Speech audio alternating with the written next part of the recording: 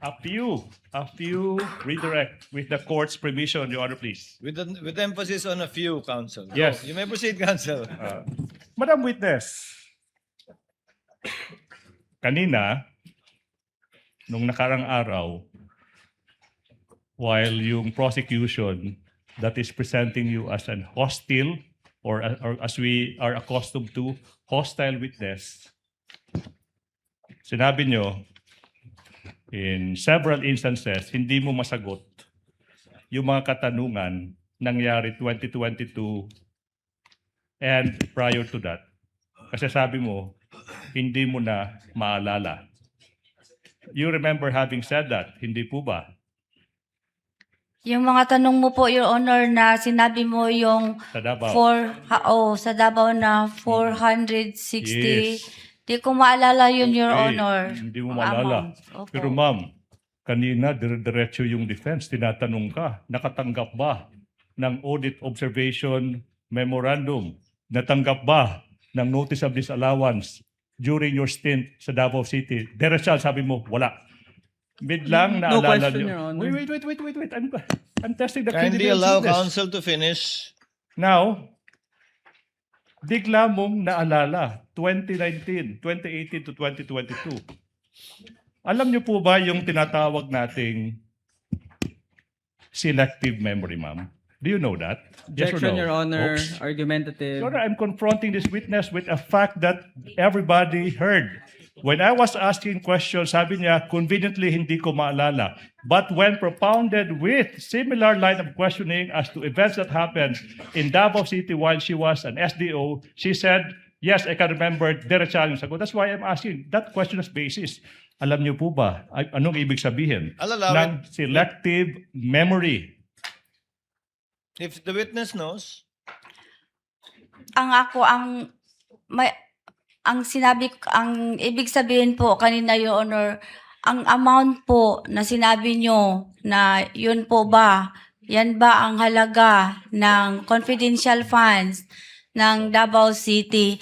Yun po, nag-concentrate ako, ang intindi ko, ang pagsabot ko, Your Honor, is yung the amount po. Hindi ko po maalala kung yun ba talaga, Your Honor. That's your Okay. answer, ma'am. Ma'am, let's proceed po. Let's proceed, ma'am. that's the witness's answer. Yes, Mr. Presiding Officer. You know, ako, for 2 days, medyo nahihirapan sa mga tanong ko kasi sabi mo, hindi ka nakakaintindi masyado ng Tagalog. Naalala niyo po ba yung mga episodes na yan during the last hearing and this morning? Yes or no? Alala mo? Ano yun, sir? Yung mga hindi mo maintindihan, yung mga tanong ko na tinatagalog ko, di ba naalala mo, nasabi mo, hindi ko maintindihan. That's why we had to go through the trouble of trying to interpret, translate into Bisaya, Tagalog, and English. Alala po ba yung mga pangyayari yan sa loob ng courtroom? Di po ba? Yes, or no? naalala ko, Your Honor, Yes, yung mga okay. Tagalog na lalom, na Lalom. deeper. Yeah, Dili kay deeper. ko ka sabot, Your Yes, Honor. hindi ko maintindihan yung sabot now. But when it was the defense asking you, rapido.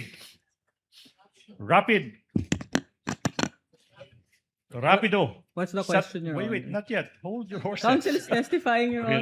Relax. Hindi pa tapos. I'm just laying the premise. Relax. Mabilis. There's no question, Your Honor. Wait. Mabilis, Tagalog, all of a sudden, nasasagot mo, walang translation, nasasagot mo ng diretso.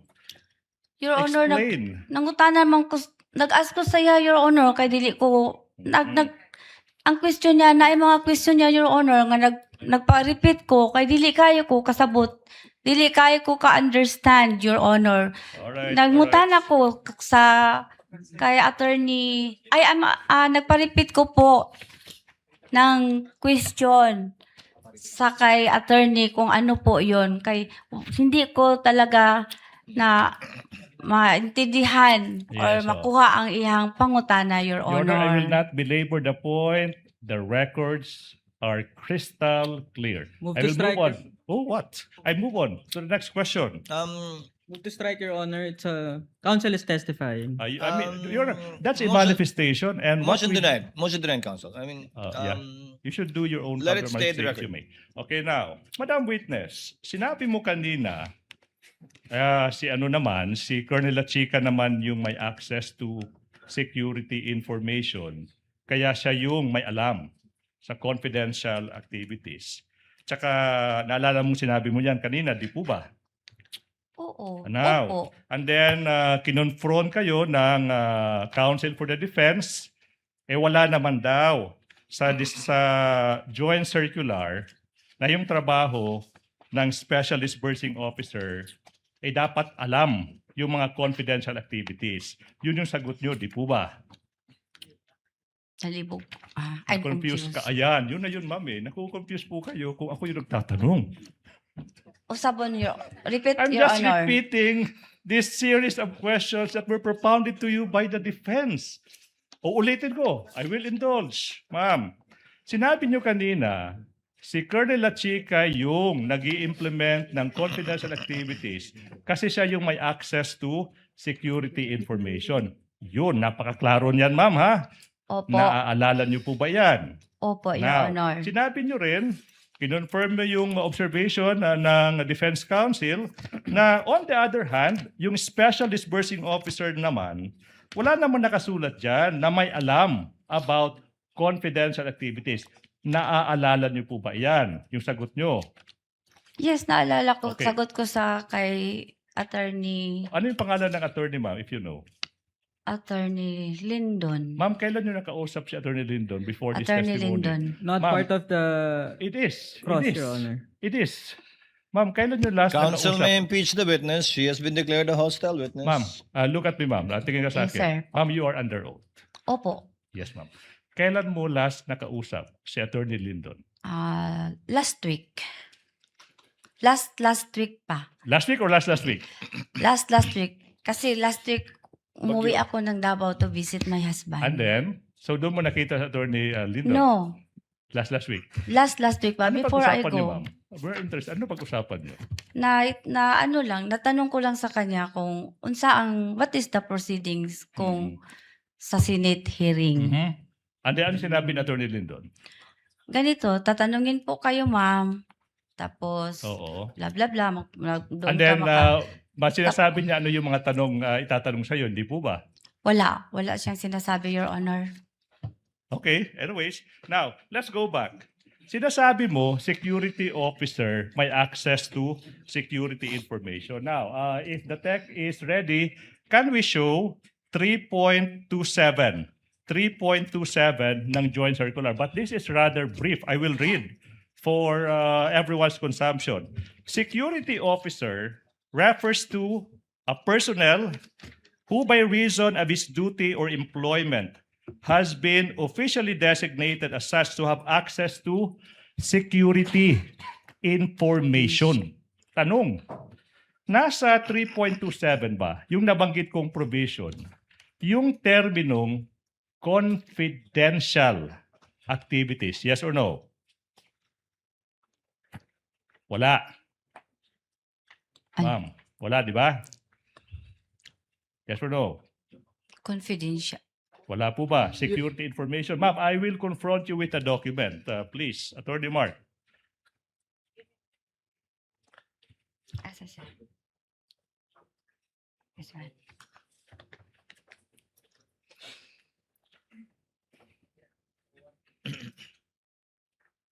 Oh.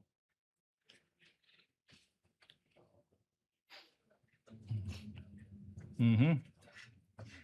Wala dyan, di po ba? Wala po dito. Now, pero on the other hand, 3.29, this time the definition of a special disbursing officer, nakasulat dyan, refers to head of agency or a regular employee designated by the head of agency to be in charge of making disbursements of CF. Anong ibig sabihin ng CF? Sa akong, in my own understanding, Your Honor, Confidential. CF means confidential funds. Agree. Sa dalawang provision na yan, napakaklaro, trabaho mo as a special disbursing officer yung pag-disburse ng confidential funds. Wala sa security officer's definition ni isa. Wala dyan nakasulat na trabaho niya. Confidential activities. Pag-disburse ng confidential activities, tama po ba? Ako po ang nag-disburse, Your Honor. Dili po siya ang nag-disburse. Siya lang po ang nag-implement, Your Honor. Yes, that's your answer. Now, ma'am, sinabi mo kanina na as SDO, hindi naman required na may background in confidential activities. Hindi po ba? Opo, Your Honor. Sinabi din na walang necessary training into confidential activities. Hindi po ba? Ano yun? Walang training in confidential activities na requirement for confidential, I mean, as an SDO, walang requirement na training in confidential activities. Wala po nakabutang dito, Your I'm Honor. just curious ba, ma'am, ano po ba yung natapos niyo, ma'am? Ano yung college degree niyo? College graduate po, Your Honor. College graduate, anong kurso niyo? Customs Administration, Your Honor. Ma'am, saan kayo nag-aral? Sa Davao po. Anong school? Maths College of Technology. Customs Administration. Opo, Your Honor. Did you take a licensure exam? Wala, Your Honor. Okay now.